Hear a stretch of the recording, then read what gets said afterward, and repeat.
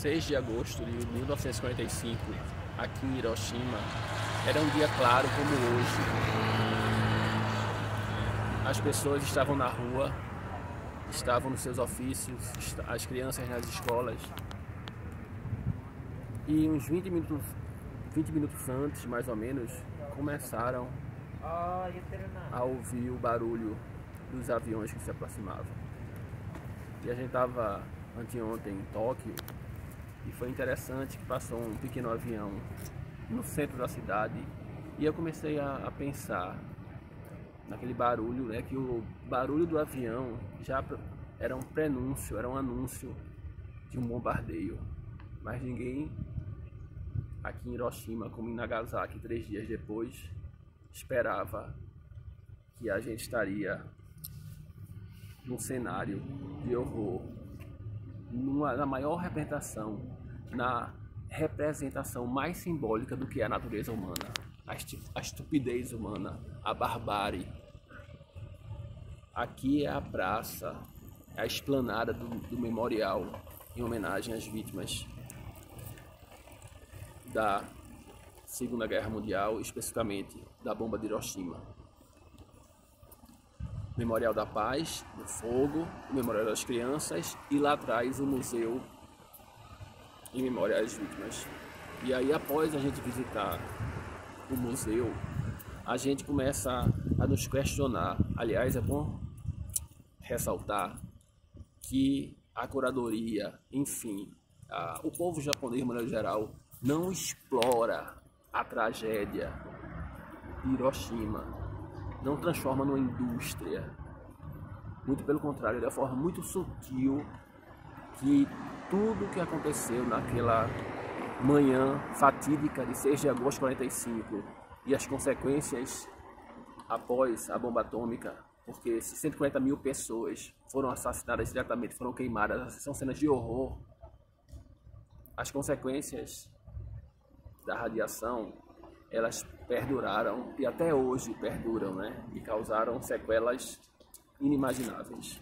E aí a gente se depara, nesse momento, com a própria natureza humana, o que nós somos. É impossível, diante desse cenário todo de horror que a gente se depara, é impossível a gente não pensar em nós mesmos e nos avaliar e nos reconhecermos como algozes, como omissos, como responsáveis por todas as tragédias que acontecem. A partir do momento que nós, como sujeitos históricos, Dona Maria aí me gravando aí o vídeo como sujeita da história, a gente é responsável sim por todos os fatos que a gente não é capaz de combater quando a gente se omite. A gente tem que entender isso, essa nossa natureza. Um fato importante também para a gente citar é que agosto, a guerra já tinha acabado. Então, o Japão já estava rendido. Nada justificaria o terror que foi promovido. E eu queria falar que pós-Segunda Guerra, ou ainda nesse enredo da Segunda Guerra, além da bomba de Hiroshima, 1948, a Nakba, Catástrofe Palestina, são os dois episódios que revelam o pior da natureza humana. Nada se compara à bomba de Hiroshima e todos os seus efeitos. Lógico, eu não quero comparar a maior tragédia comparável, eu acho, talvez só ao genocídio do povo armênio, ao genocídio dos povos africanos, né? Mas de 45, de 40, do século passado para cá, a catástrofe palestina, por ser continuada, a limpeza étnica na Palestina e a bomba e o terror da bomba de Hiroshima e Nagasaki precisam ser pontuados como um dos maiores espetáculos de horror, de terror da história da humanidade. E aí eu estava querendo dizer, né, que na conferência de Potsdam, Stalin, a representação alemã, Truman, né? Eu queria dizer que os Estados Unidos e Henry Truman já tinham noção exata dos efeitos que a bomba atômica causaria. E repito, o Japão já estava absolutamente rendido. A guerra já tinha acabado.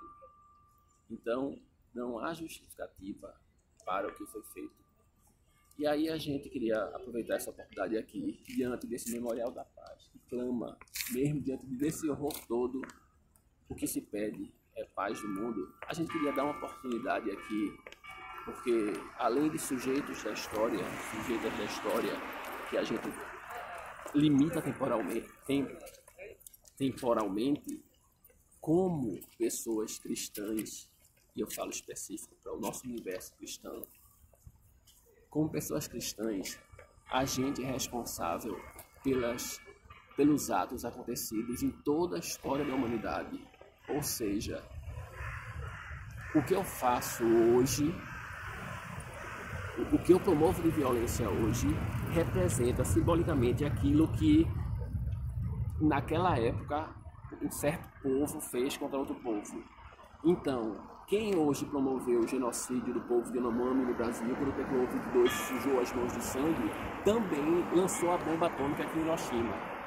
E aí, neste momento, a gente aqui, com toda essa simbologia da paz, da humanidade, a gente quer clamar, quer trazer, quer dar oportunidade a 58 milhões de pessoas no Brasil que declaram 22 e sujaram as mãos de sangue, uma oportunidade de reconhecer toda a desgraça, a tragédia que promoveram ao longo da sua vida e na perspectiva cristã. Nós não temos início e fim,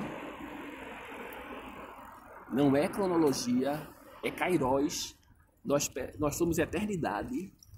Então o que a gente faz hoje, a gente também, ou seja, a partir do momento que vocês possam humildemente reconhecer todas as tragédias que provocaram ao longo da humanidade através, temporalmente, do voto 22, quando sujaram as mãos de sangue, vocês têm a oportunidade de não fazer a pergunta fictícia e mentirosa do que foi narrada para nós quando foi lançado a bomba de Hiroshima.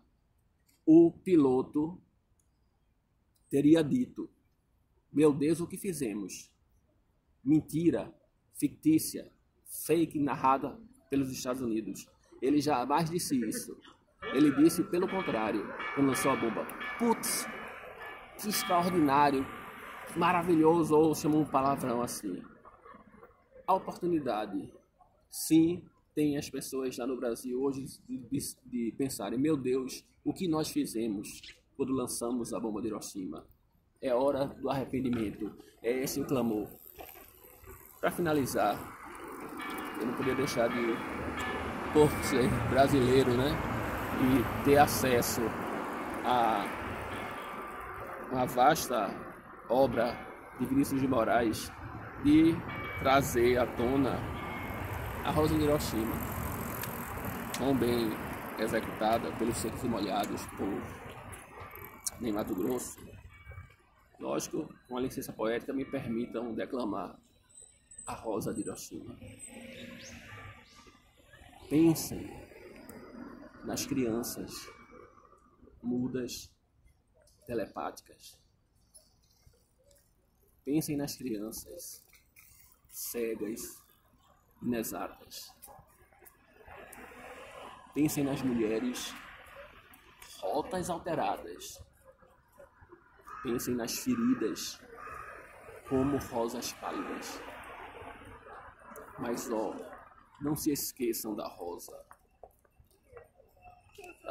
de Hiroshima, a rosa hereditária, a rosa radioativa, estúpida, inválida, a rosa com cirrose, a anti-rosa, a anti-rosa, a anti-rosa, a anti-rosa atômica, sem cor,